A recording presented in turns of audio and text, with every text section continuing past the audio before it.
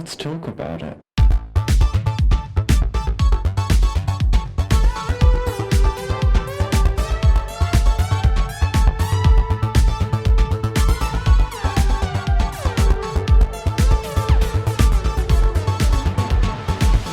Hello and welcome back to Thicc Radio, the podcast where we talk about gaming and everything in its orbit. I'm James. And I'm Tim, so let's get into this. Today we're joined by a special guest. You know them, you love them. Today we've got Ben. Hello. Hey, Ben. It me.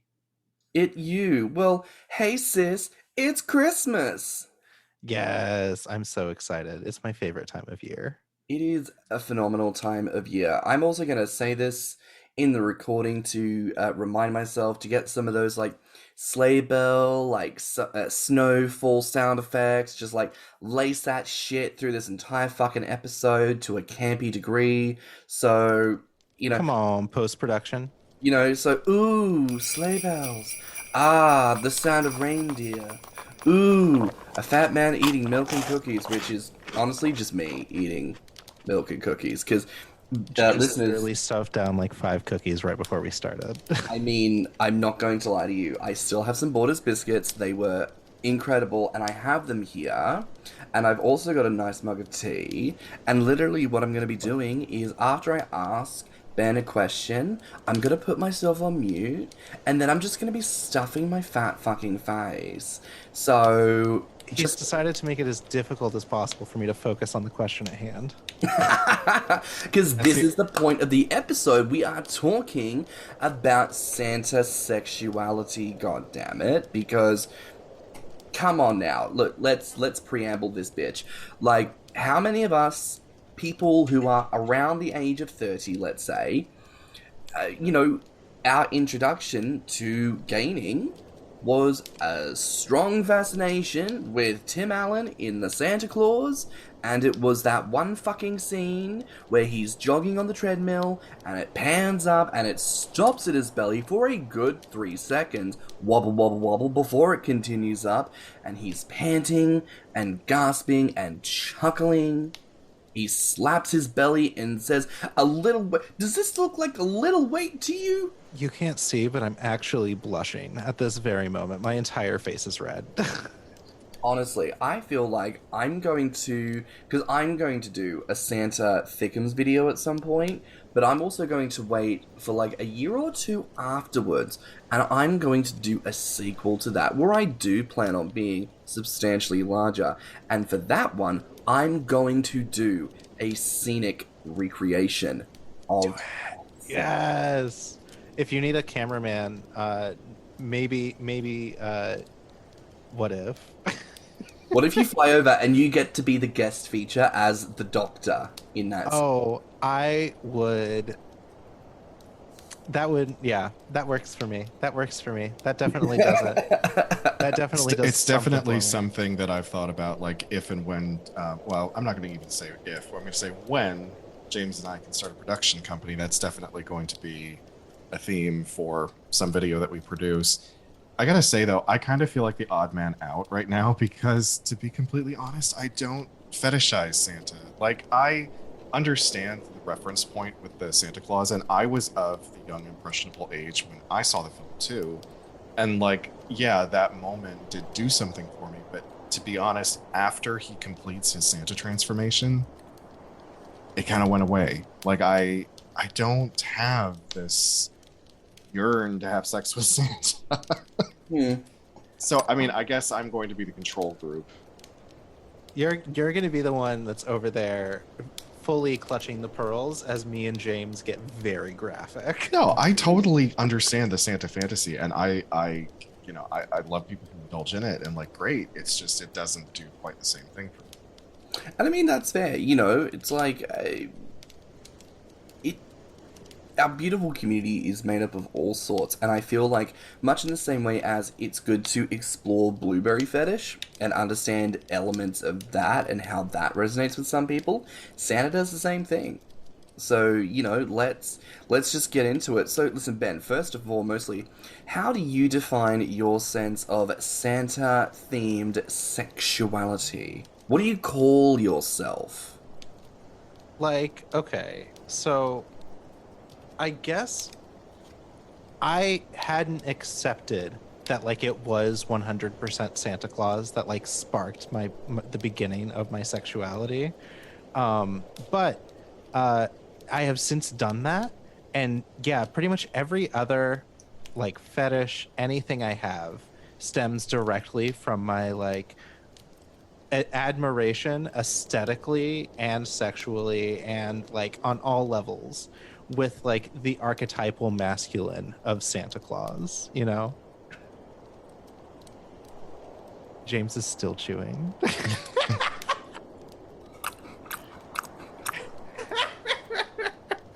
But yeah, so it's like, yes, the Tim Allen movie definitely was the beginning of my like sexual awakening. Like I didn't know that like being horny was a thing until that movie happened, and I had to like be very, very discreet about what was going on while we were watching that movie. And yeah, so that's literally like the start of it, was that scene of that movie. And like I've always had an interest, a fascination, a you know, a fetish for Santa Claus, like since early childhood. I would think it's like it's the archetypal masculine of the caretaker, of like the mentor that is like watching over you to make sure that you're like improving and becoming a better person. It's also like the large, domineering, almost mystical presence. It is the size difference in all situations, like the fact that Santa has elves that are half his size. Santa carries some macro elements because elements, yeah, like, and you never see Santa in height comparison to an adult. You only ever see him in comparison to children and elves. And Santa is always shown to be, like, if he's an adult human, regular human, he's a very tall person, a solid 6'4". Santa Claus. My personal favorite depiction of Santa Claus is actually the Muppets Christmas Carol version of the Ghost of Christmas Present. Yeah, Christmas Present.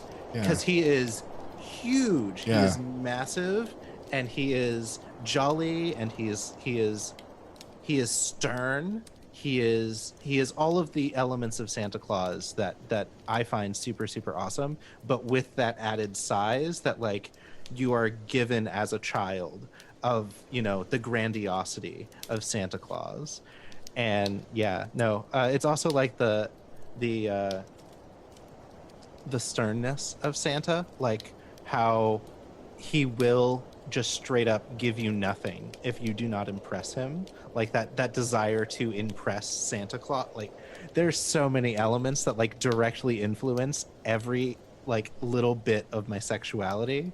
And the moment that James was like, if we did an episode on Santasexuality, I messaged James and was like, if you choose anyone else for this, our friendship is over. Because like I so deeply like it is intrinsically tied to my sexuality, you know? So, and that therefore makes you the best person to speak to about this. So listeners, there you go. I think myself and other people would probably term it as Santasexual, but is there a different term that you guys use, something a little bit more apropos, or is that even really not quite it? Like, what do you all refer to yourselves as? I usually just say that I'm Santasexual because it like gets the point across. Like, but I am curious of this title that you've given it, that you teased when we first talked, because I was like, wait, I want to get like a real live reaction to what you've decided to call it. Oh my god, okay. So I mean, some people would call you a Santasexual. I would call you a homosexual. That's great. I love that. No, that's fantastic. Yeah, no, that's cute. That's real cute. You're welcome. I just think it's dumb. It and therefore makes it dumb. Great. Exactly. So there you go. Santasexual, ho ho homosexual.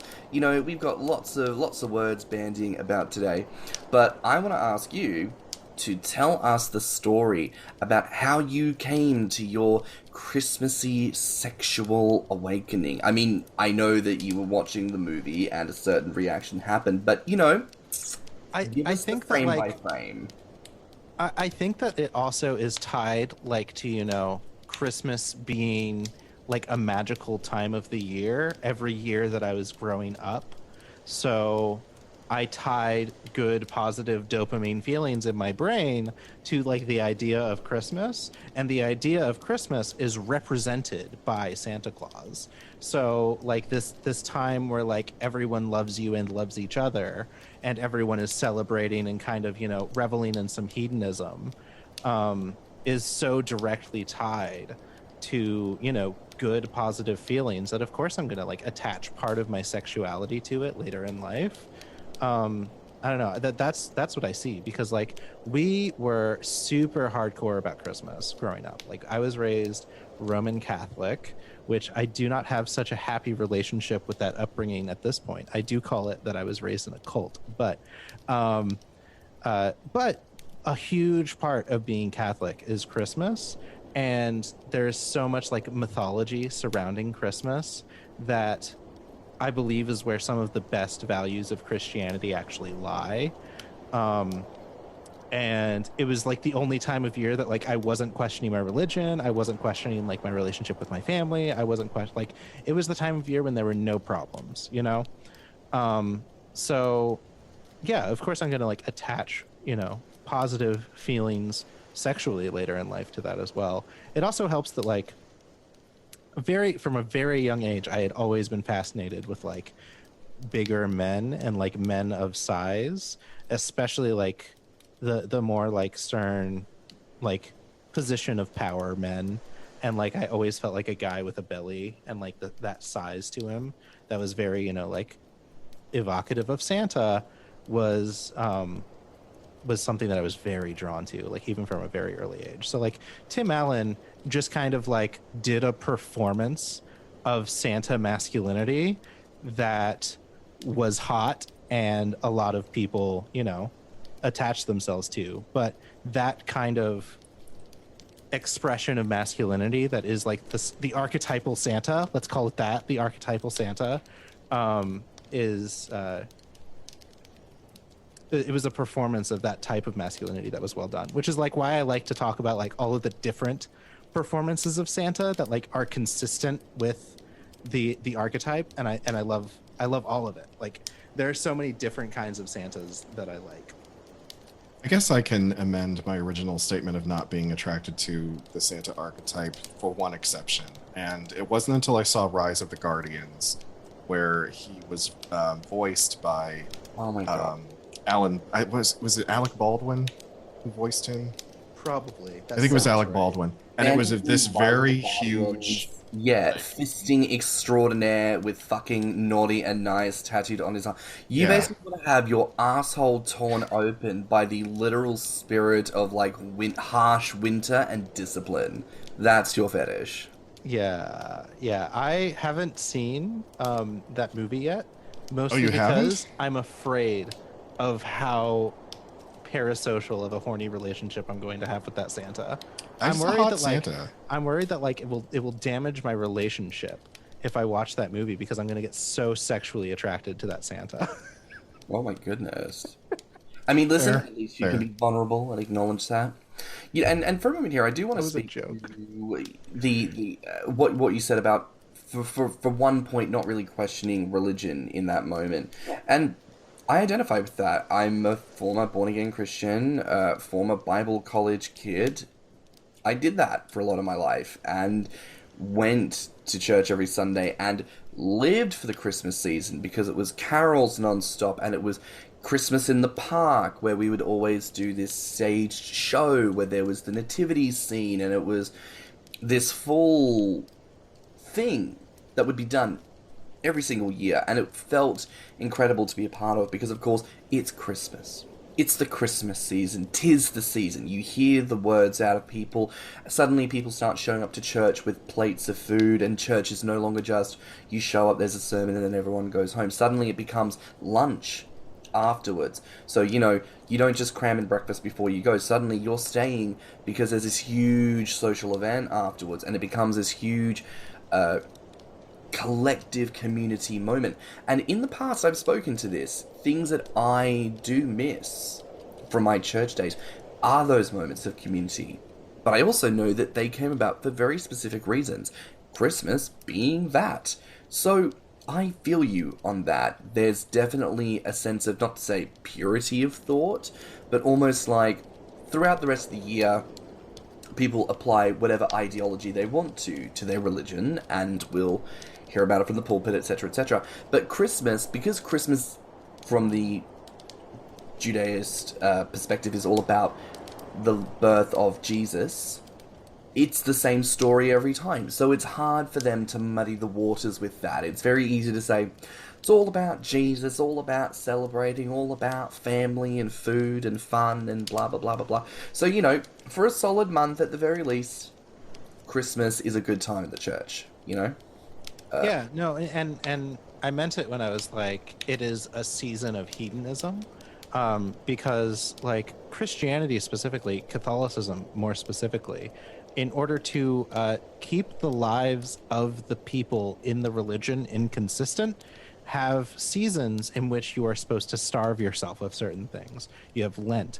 There are seasons where you are supposed to gorge yourself of certain things, and like that keeps you in like this state of flux. But that means that people who are Catholic are going to revere the part of the year that makes them feel the best, and that's going to be Christmas. So because it is the time of hedonism, it's the time that you're allowed to, you know, splurge a little bit on food. It's the time that you're actually supposed to, like, you know, bring everyone together. It's the time that you're actually supposed to, like, you know, bake more than you would, or like do things that you wouldn't normally do. It's a time of celebration and enjoying the more pleasurable parts of life versus the other parts of the year. And so like I do believe that Christmas is kind of like an evolution of some of the more hedonistic holidays of like winter solstice and stuff like that. Like Father Christmas is not a Christian symbol. Like he was a symbol of European countries. He's Odin. He's basically Odin. He's Odin. Odin is the archetypal Santa Claus. Like, Yeah. so yeah, like,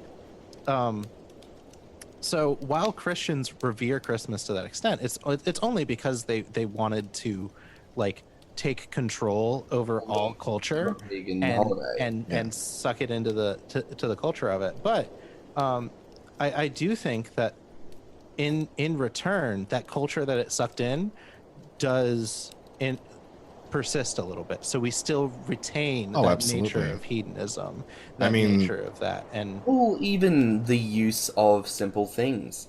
Yule. The idea of a Yule log, burning a Yule log, is a pagan tradition. The idea of a tree, specifically a fir tree, is a Scandi tradition. The use of certain decorations, certain colors, red and green, the lights, all of it goes back to the midwinter festival, because every culture celebrated some kind of midwinter festival, and Christmas. And a lot of it was all about the sort of light in the middle of the darkest dark idea. It's celebrating by giving up a little bit of what you stored away for the harsh winter, to celebrate the fact that you will live on through the darkest night, and that after the end of the darkest night, the days will start to lighten. The weather will start to warm again. Spring is returning to us. And it's a little bit ironic that, of course, this is ultimately the sort of Christian message about the birth of Jesus.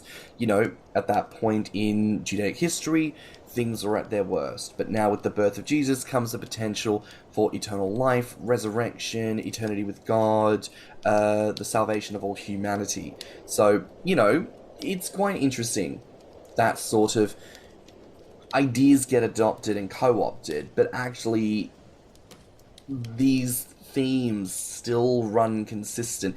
People try to cover it up with other ideas, but it still runs consistently through it. So I don't know. I just find that quite fascinating. Yeah, no, and like if we want to keep talking about like the history of hedonistic festivals, we can also like go back to the Greeks, which after the harvest season, if they had a bad harvest, they would sing these like hymns to the god of fertility and the god of wine, and you know, that literally created theater and like hedonism in like civilized society, in you know, like European society. But yeah, like the history of like hedonism and all of that, I think is intrinsically tied to like the current state of Santa Claus, because Christmas as it is now is not so much like a winter solstice celebration. It's now a spend all of your money so we can get it in before tax season. It's based around consumerism, and it's based around like gift buying rather than gift giving.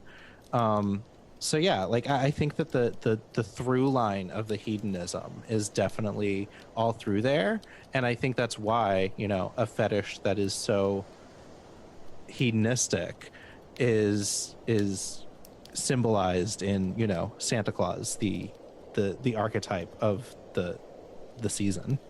Something that I think is really interesting about the way that Americans perceive Santa, because I'm not going to launch into the whole history of Christmas, that takes too long, but the image of Santa, you know, the red fur coat, the red pants trimmed with the white fur, the black boots, the beard, the hat, all of it, is really more of a product of the Coca-Cola company. You know, they really wanted to push this image for a product, and that's what we adopted. I mean, if you look at the way Santa might have been depicted prior to the 1950s, it was kind of a mishmash. It resembled a little bit like the Ghost of Christmas Present from Charles Dickens. Sometimes it looked a bit more like the way that the people in the UK tend to view Father Christmas. But that image that has become so indelible in the minds of Americans is the result of Coca-Cola wanting a good mascot. And Coca-Cola is the company that makes the world the fattest. So thank you, Coca-Cola. Yeah, you know, like, maybe we're not all about capitalism, but, you know, if we've got to throw in our chips with anyone, it would probably be companies that encourage obesity. So, you know, we draw the line at Coca-Cola. You know, we'll make an exception, especially if anyone from Coca-Cola is listening and would like to sponsor Thicc Radio. Would like to sponsor Thicc Radio. Yes, please. Absolutely. And send me cases and cases and cases of it. Here, because I drink more of that than I do water. I'll sit here and model this 2-liter the entire episode if you sponsor Thicc Radio. Thank you. Exactly. That's what I would like. So, Coca-Cola, if you are listening, we are interested in a sponsorship deal, and we'll happily speak with you about this. So, just reach out to us on our social media handles. You can find that at the end of the episode. Thank you very much for listening. So, Ben, I feel like the answer to this might be a little obvious, but do you feel like there is a large cohort of people in our community who are into Santa? Oh, absolutely. One of my friends who is a gainer, or an admirer and like supporter of gainers, posted on Instagram a little poll that was like, "Are you sexually attracted to Santa Claus?" And he got a 60% response yes. So I would say it's a pretty substantial part of like, you know, gay men who are into hedonism as a part of their sexuality, which I would say like that's why there's some overlap with bears and gainers, and like, I don't know. I know I've said hedonism like so many times, but I think it is the core philosophy of Santasexual kink, you know. But yeah, I would say absolutely there are swaths of people, but I don't think that there are a lot of people that like to lean into it so much because of some of the ageism in the community. I think that people are like, if they're told, oh, you're sexy like Santa, they'll be like, oh, so you think I look old? No, it's because you have that archetypal masculinity. But Well, I actually saw a video a couple days ago from someone who made a video leaning into it, and he's like, I don't like being compared to Santa, but y'all like to see this, and I want the views, so here you go. And I'm like, come on, guy. well, call me kooky, but as a mythical being, he doesn't have determined age, correct? I mean, Yeah. and people go white-haired sometimes as early as their 40s. Yeah, exactly. So, So, yeah, that's the only thing that I see like preventing people from truly getting into it, I think. But also there are some people who do associate it with childhood, so they don't want to sexualize like part of their childhood. oh, okay. A lot of gainers identify the Santa Claus as their gateway into the community.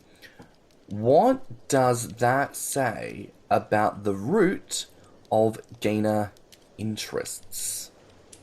So I will say that I know the pathway, at like the internet pathway, like the algorithmic pathway.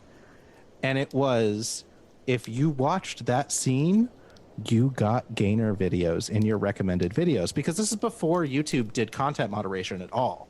YouTube used to not moderate their content at all.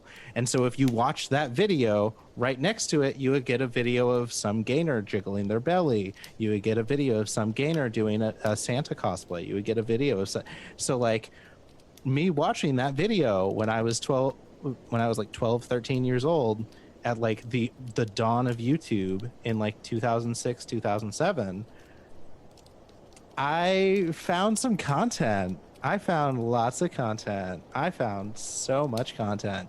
I would just watch gainer videos on YouTube, and like I didn't start jacking off until I was 17 because I didn't know I could. But I would just watch videos and just sit there and be like, this is making me horny. And then I would stop watching them, and that would be it. And like, that was it. But I would just watch, like, I would wake up at 2 a.m. when everyone else is asleep and like go to the computer and like go to YouTube and like surf through the gainer sphere on YouTube, and then go through and delete the internet history because I knew how to do that when I was 12. Yeah, I think that was a well-developed skill for many of us as we surfed on the family computer at all hours of the night. Because back once upon a time when people weren't using the internet that much, that was the best time to use it because no one else was using it, so you never had speed issues. It was just you alone in the family computer room trying not to get caught looking at inappropriate things. So like I found the gainer community because of that scene. Like, it actually just came up in my recommended videos. So like that was the specific pathway for me. And I've talked to some people who were like, watching Fat by Weird Al Yankovic sent me to gainer YouTube in 2006. Watching that scene from the Santa Claus on YouTube led me to gainer YouTube in 2006. And like there are a lot of videos like that, very specific videos, that there were also like people who posted like fat cringe content that I did not think was cringe. I just thought it was sexy. That was another way that people accidentally found the gainer community, is they would watch videos making fun of fat people, and then it would take you into, the gainers actually enjoying, getting fat and stuff. So that was a direct pathway that the Santa Claus video on YouTube actually brought myself, and I'm sure a lot of other people down. So it's interesting. I think I wonder if the root of a lot of gaining, like you say, like, yes, there's hedonism, but when I think of the Santa Claus specifically, there's almost this seduction to the fact that he, in the film, made it well known he didn't want that. He didn't want to become Santa Claus. He didn't want that responsibility. He didn't want to become that guy. And, there were those pathetic attempts to stay in shape, to lay off the milk and cookies, to not let it happen to him. And yet, despite his best efforts, it happened nonetheless. And Does this look like a little wait to you? it was just such a, and because of course it's over the course of the film, it's an hour and a half for us, it's a rapid weight gain. But in real time, it was a year. That was the whole premise of the film. Christmas one year, and no one talks about this, but he actually killed Santa. Like, no one talks about the fact that he killed someone. I suppose you could call that an accident or an act of God. It could be like negligent manslaughter, maybe. Well, yeah, but my point being, the elves weren't fussed. They were like, oh, you killed Santa? Well, I guess the fact that you put on the coat means that you're now responsible for this, so that's not our problem. We're not personally tied to old mate. We don't give a fuck that he's dead, just so long as you... Have you heard the fan theory that the elves actually had Santa Claus assassinated, and they specifically chose Tim Allen to be the next Santa Claus, and like the entire thing was planned out by the elves? There's a fan theory of that online, that like the elves assassinated the old Santa. That's great.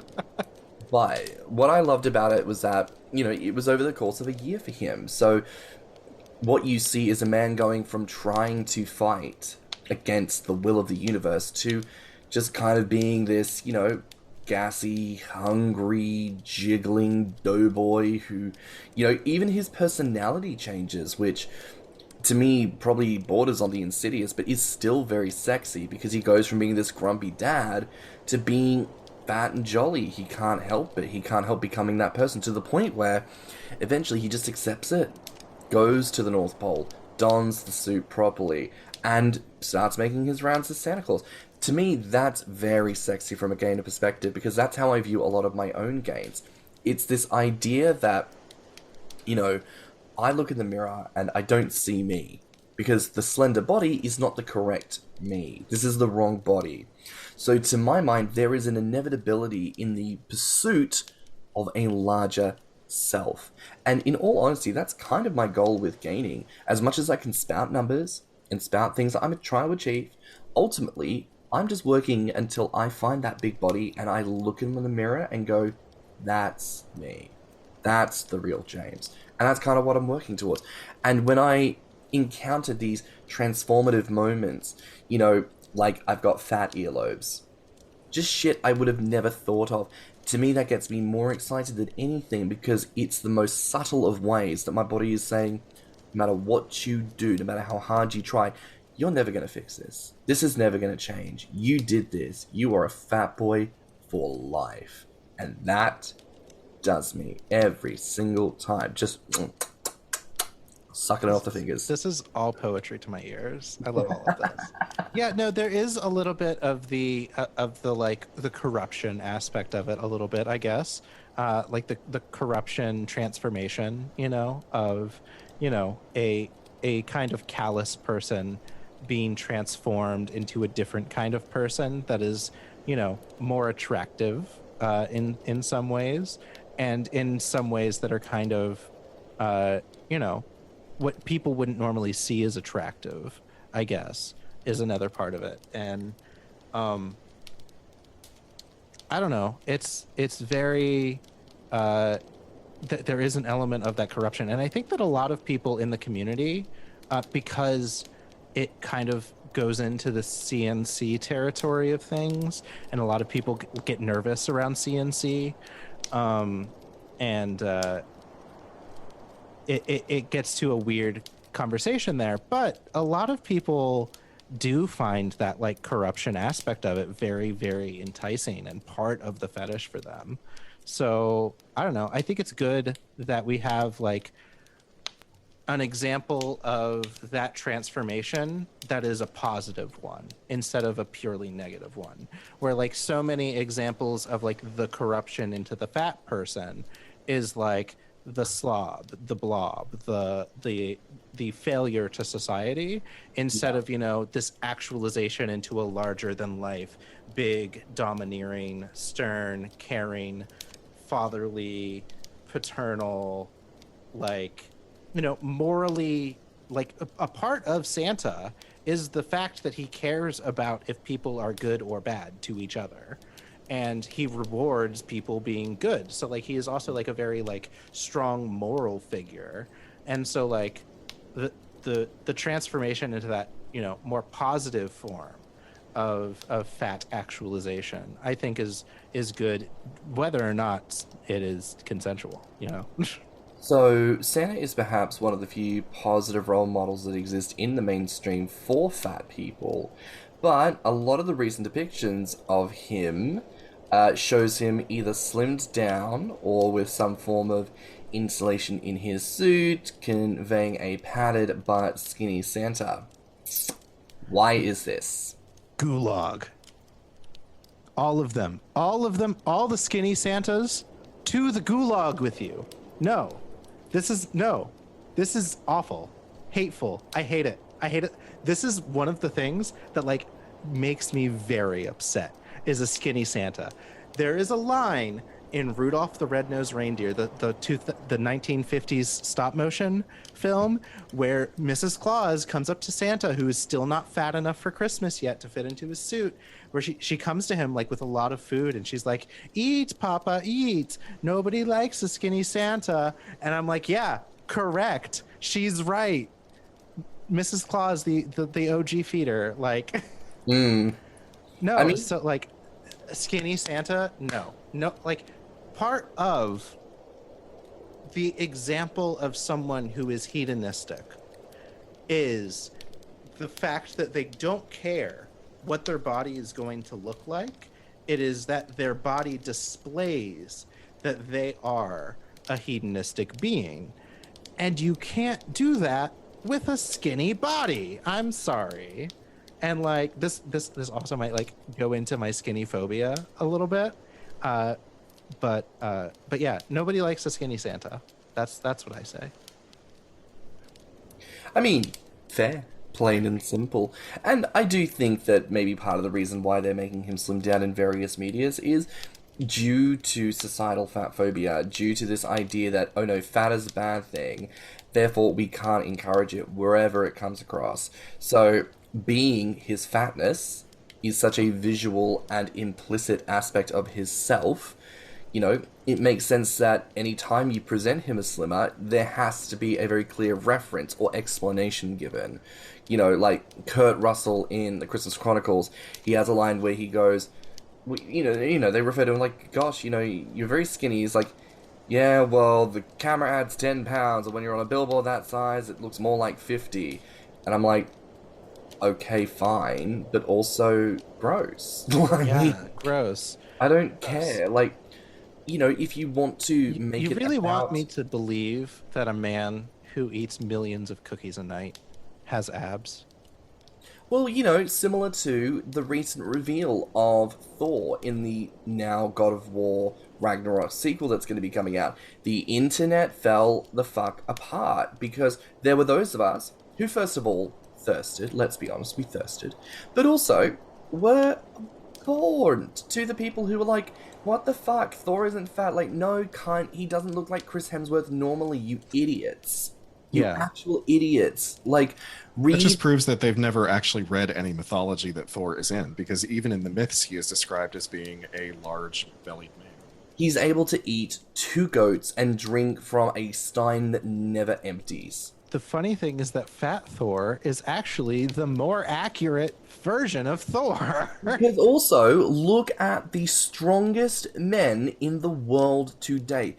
Heavyweight lifting champions, world's strongest men competitions. These men do not even have abs. They round as fuck, and I love They are round as fuck. And look, yes, they have ab muscles, they have arm muscles, they have leg muscles. No one is denying the fact that they have muscles, but all of that is coated in this delicious, creamy substance known as fat. They are all fucking huge. And those men lift 500 pounds plus. They throw logs. They push boulders. They do shit that humans normally cannot do. Fat is powerful. But societal fat phobia, people can't deal with it. So, genuine belief, that's why they try to slim them down. Though, I did hear someone on, like, I don't know, some YouTube thing somewhere one time, they were like, oh, it's probably to try and make the concept of, like, a person being physically capable of doing all this stuff more realistic. And I'm sat here like, Girl, he's Bullshit. slipping down chimneys that don't exist, entering into households that are fully locked, to deliver presents that were never purchased, to bypass security systems that would detect a living, breathing creature. Like, the fantasy is already there. If you want to make that argument, you should make him more fantastically fat and more fantastically inhuman, because Also- that points to the fact that he is mythical and is capable beyond human comprehension. Nada. So actually, my favorite version of Santa Claus is the Dutch Father Christmas. There is this Christmas photo storybook that has 25 Christmas stories in it. And every year when we were kids, we would start reading it on December 1st and read through all of the stories. And my dad read them all. And this is like one of my few positive memories of my father. And I would always make sure that I was sitting with the book when we read the Dutch Santa Claus, because there was this photo in that book of Father Christmas, and it was from the perspective of all the children, and it's like an open door that is backlit, and he like looks majestic and massive and large, and his beard is like flowing and like practically silver instead of just gray. Like, he looks mystical to an extent, and he doesn't look flashy like the Americanized or the British version of Santa Claus. He looks a little bit more like the Ghost of Christmas Present, the Father Christmas look, kind of more the Saint Nick look, you know. And I was always like, yeah, no, that's it. Like a larger than life being arriving at your home to give you gifts, and like the way he talks to all of the children is very matter of fact. It's very forward. I saw you do this thing. It was very, very good of you. And for that reason, I am giving you this very, very meaningful thing. And then he would like talk to other kids who were like, they were the bad kids. And he was like, you did this and this and this. You pulled the cat's tail. You hurt your little sibling. And so for that reason, I'm giving you this lump of coal. And like that element of it, I was always really into that, you know, like yeah. How do you feel about Santas in the local shopping center? So that is an interesting one, because thing one, they are actors who have a seasonal job where their job is to work with children to make them smile and to make their parents happy. So on one hand, that, on the other hand, there are some Santa actors who take it very seriously and like keep the look year round. And I'm friends with a few on Facebook, and they're all very, very good looking. And then also, I know people who play Santa because they are actors, but they're actually very, very uncomfortable with being sexualized because their job is working with children. So like there are some people who are like, I like to play into like the archetype of it because it's an archetype of masculinity that I really enjoy. There's some people who are like, I'm just an actor trying to make some coin. Please don't sexualize me. Because like I have a friend that does Santa at Disney. And I used to, in the past years, I have been much more like, oh, I'm going to do Santa tonight. And I'm like, could you take some pictures in the suit? Like... But I don't do that anymore because he expressed that it makes him uncomfortable. But yeah, so like that's a slippery slope, because like thing one, sometimes I'm also like very much in the Miracle on 34th Street camp here. A fake bearded Santa, like there are some times where like a mall Santa looks too fake, but like a good, like they commit to the whole look of it. I love that. I love that. Like aesthetically, I'll walk slowly past that Santa as I go about my shopping. Just take him in. Yeah, just take him in. But I've never actually done the whole like sitting on Santa's lap and asking Santa what you want for Christmas, because it's always been a very sexual thing. And obviously the answer is like a nice hot load, you know, Like, You know those jokes like when you're in high school when you like start to really get into bad puns where it's like, why is Santa's sack so big? Oh, because he only empties it once a year. Like, I'm sat there honestly needing to stroke because I'm like, okay, this is Santa. Let me help you with that, please. Let me dive right in. Quick question for everyone though: what is your favorite Santa movie? And what is your least favorite Santa movie? ooh. Okay. You have to only pick one of each. Favorite Santa movie has to be the Santa Claus, I think. Just because it's got all the good bits in it, and it's a cute movie. There are other Santas that I like more than Tim Allen's Santa, but as far as like if you told me to pick a Santa movie to watch because I wanted to like, express my sexuality about it, I would pick the Santa Claus.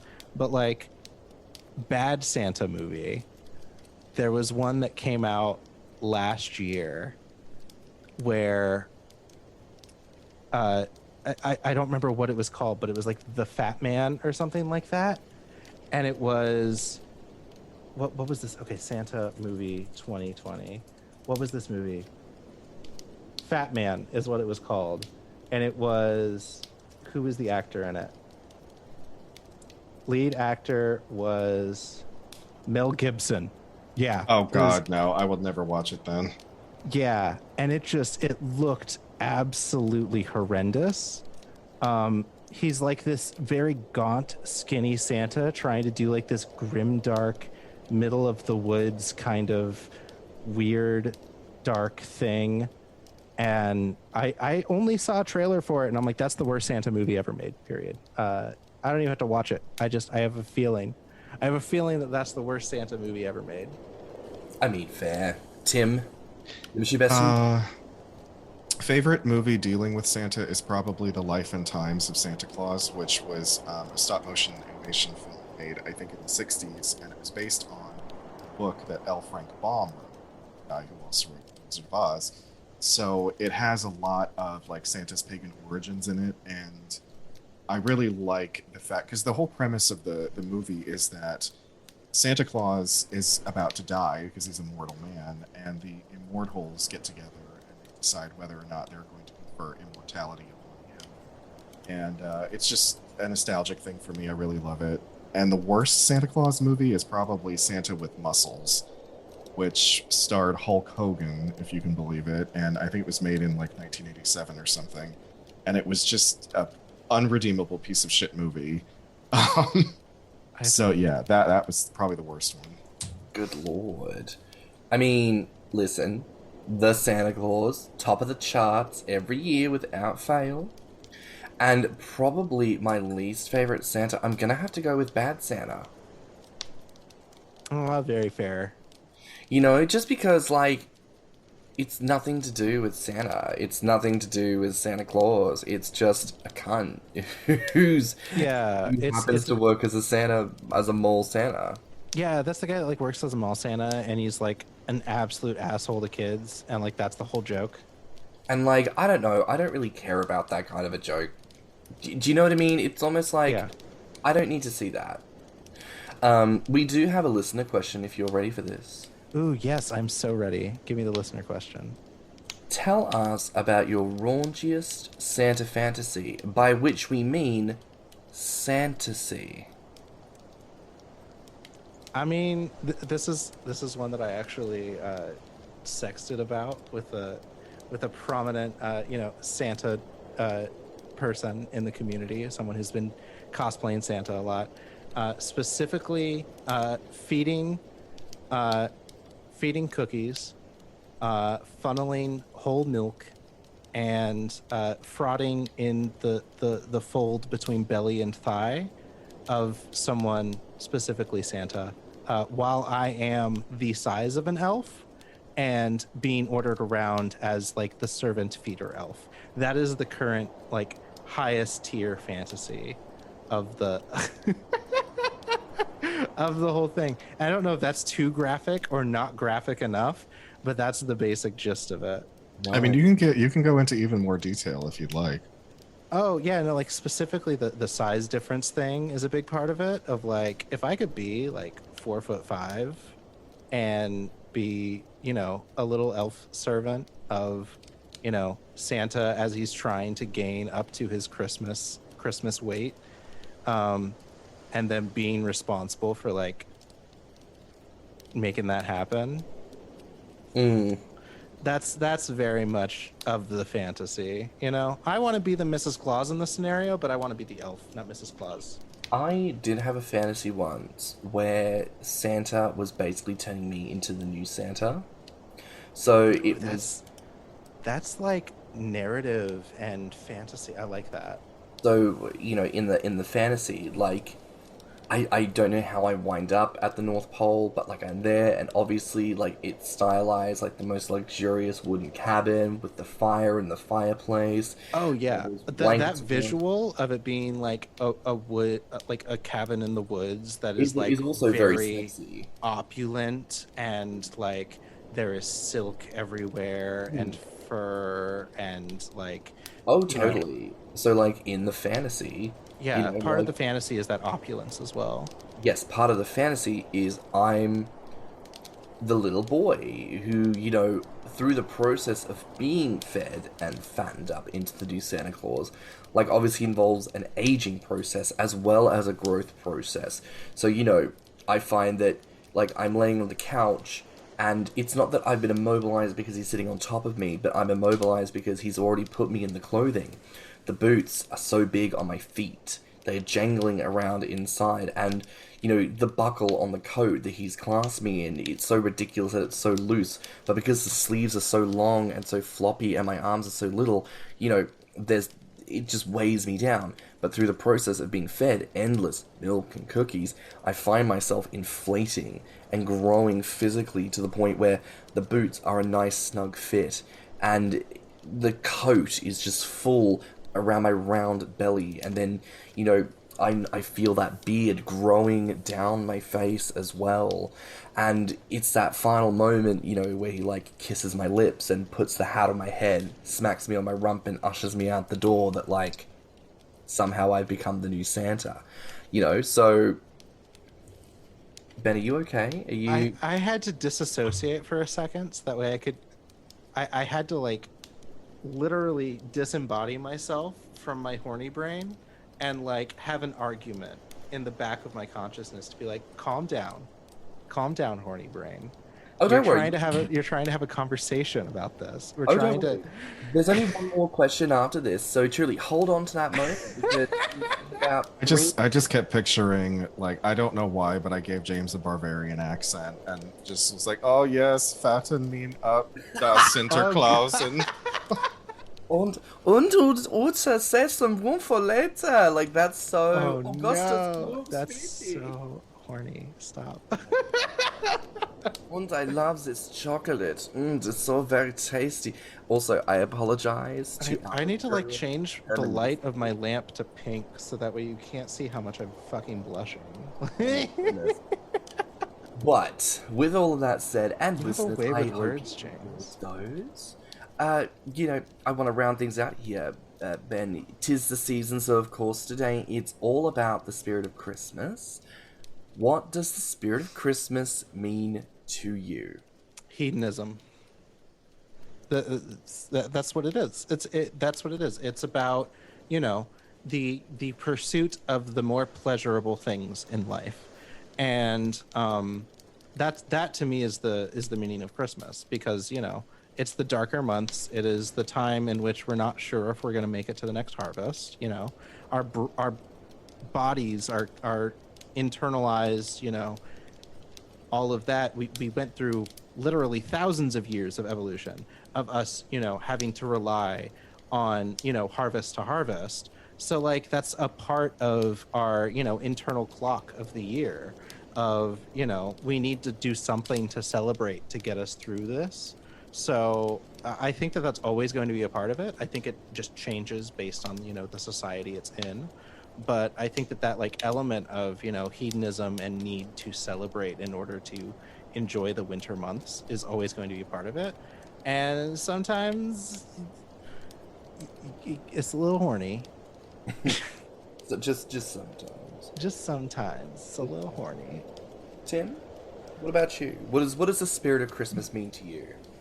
You know, that's a good question because I honestly don't know. I kind of feel like the curmudgeon around this time of the year because I really don't get into Christmas as an adult. You know, when I was a kid, it was much different. Christmas is magical when you're a kid, or at least I hope it was magical.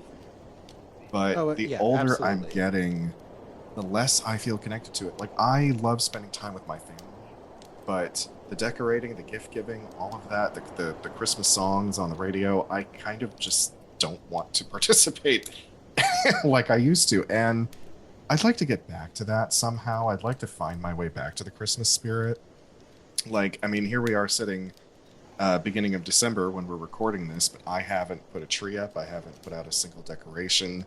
I haven't bought a single gift for anyone.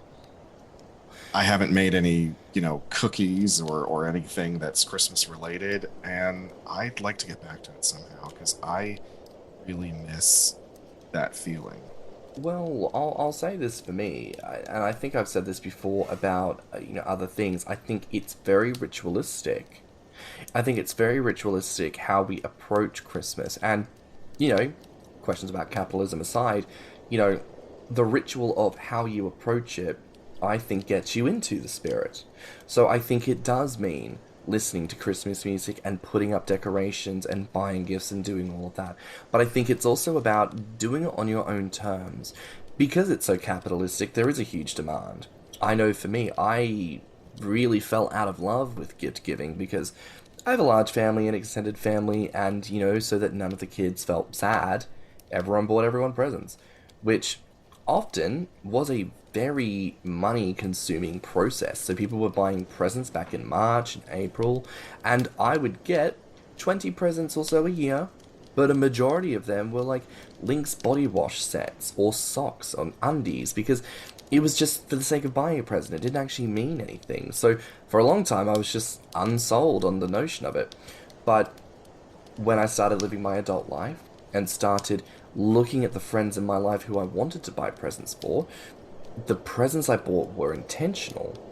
Or, perhaps in the case of baking, I made biscuits or things that were intentional for them.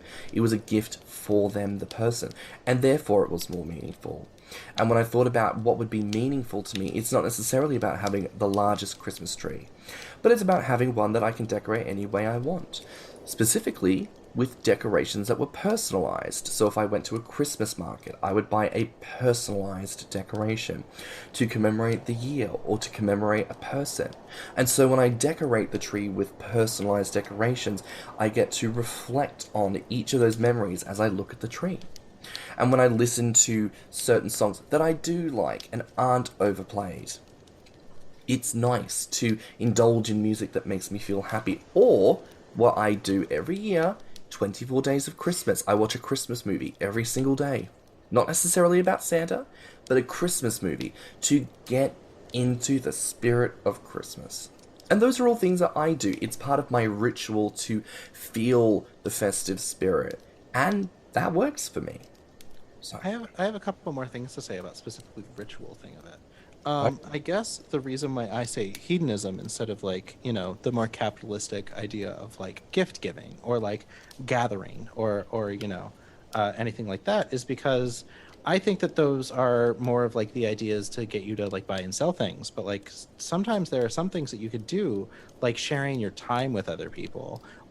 Making Christmas cookies has always been the biggest thing that gets me into the Christmas mood, turning on some Christmas music and spending all day cutting out and then decorating hundreds and hundreds and hundreds of cookies. And I was from a big family, so we would do that every year, and it would be an all day thing.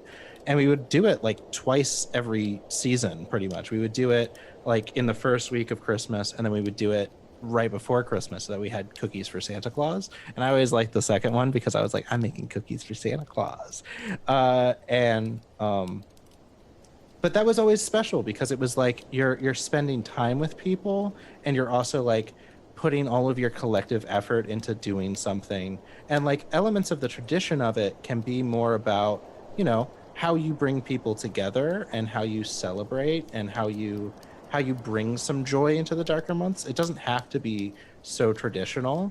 Or what you can do is you can hang on to some traditions that you like and totally dismiss others, because, you know, they're not necessary to do all of them. You can just do one or two of them. Like, I haven't done a tree since I was living with my family still and hadn't gotten excommunicated yet. I haven't had, you know, I've done Christmas cookies like 1 or 2 years where I've been able to like spend time with people and make cookies, but like I don't do cookies every year. But like there are some things that I do like make sure to do. Like I do watch specifically like Rent on Christmas Eve at 9 p.m. Eastern Standard Time. And like there are some things that I do make sure to do that are always like for me. And like sometimes I can do those little things for me to like remind myself of the season. And then sometimes I can do like the extra things if I do have those people in my life around that I would like to do those extra things with. And I think like getting realistic about the way you celebrate Christmas to where it's like less about the obligation and the chore of it, which capitalism does to us, and more about, you know, having a little Christmas ritual to bring you some winter joy. Like, I think that is what makes the holidays special, and not just Christmas and not just anything like that. It's about bringing yourself a little joy to get through the winter months. And I think that what religion has done is it has attached some very strong and powerful rituals to these parts of the year so that people uphold those holidays in very high regard. And I think that we need to be able to like, okay, let's do some secular rituals to like enrich ourselves, you know, instead of enrich the religion that we follow. Well, Ben, that brings us to the end of the episode. Thank you so much for being here and speaking on Santa today. It is an absolute delight. Thank you so much for having me. This is like one of the episodes that I've been like, I hope that that's the topic that I get. So, oh, well, I'm glad. This is your Christmas present to you from Thicc Radio. Is to yay! I love gifts. Enjoy. So, because today is Christmas Day, what are your plans? Christmas Day, usually the boyfriend is working, and last year I did a live stream on Twitch for like lonely people who didn't really have much to do for Christmas, so I was like able to you know, celebrate the day with people while still being alone. So that's something I might do again this year if that's the same situation where I'm like alone on Christmas and I want to like create a space where people can not be alone on Christmas. So that's probably something that I'll do. Every Christmas Eve, I do watch Rent, so that is one tradition that I always do around Christmas. And yeah, those are two things that I definitely see myself doing: is spending time with people, giving people a space where they aren't alone, and watching movies. That's great. And, you know, for the sake of your Twitch stream that may or may not happen, where can people find you and Twitch streams that you do? I am at foxxybenedict with 2 X's, FOXXYBENEDICT, on all platforms: Twitch, Twitter, Instagram, all over the place. If you want to find me, you can go to any of those. I am kind of on a hiatus from streaming right now, but I would like to get into it again before Christmas. So I will probably be live on Christmas. Oh, good, because today is Christmas Day, Ben. Oh, yeah, sorry. Because today is Christmas. I'm going to be live right now. As soon as you're done listening to this, come to twitch.tv/foxxybenedict. Once you're done listening to this. Because today is Christmas Day. The magic of recording and editing. But thank you so much for being here. But that brings us to the end of another episode of Thicc Radio. Please remember to like and subscribe, rate us 5 stars, and leave a good review. If you like this episode, the podcast, or just us in general, please share it with your friends and encourage them to tune in. As always, you can find me on Grommr, Instagram, and TikTok at stannnum, and Twitter and YouTube at stannnumg. And you can find me on Grommr as Orpheus. You can find me on Instagram, Twitter, YouTube, and TikTok at thiccmouse. And of course, you can find more of what we talked about today on Instagram, Twitter, TikTok, and Patreon at Thicc Radio. And no matter what you're celebrating this season, we hope you have a great day. We hope you had a great December, and we wish you all the best in the new year from us at Thicc Radio. So until next time, bye, fats. Bye. Let's talk about it.